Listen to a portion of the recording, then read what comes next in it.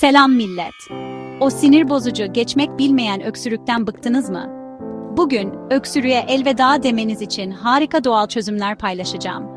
İlk olarak ajvain denediniz mi?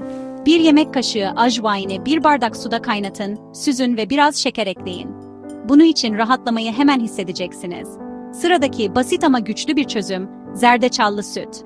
Bir bardak sıcak süte bir tutam zerdeçal ekleyin ve için. Bu altın renkli içecek, yıllardır güvenilir bir çözüm olmuştur.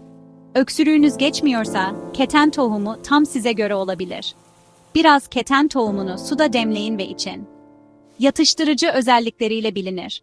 Soğan sadece yemek pişirmek için değildir. Öksürükle de savaşabilir.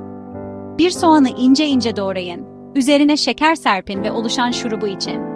Boğazınızı rahatlatmanın doğal bir yoludur. Ve unutmayın, en iyi çözümlerden biri dut pekmezidir.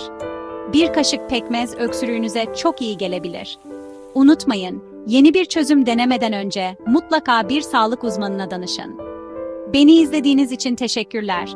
Daha fazla doğal sağlık ipucu için kanalıma abone olun. Sağlıklı ve mutlu kalın.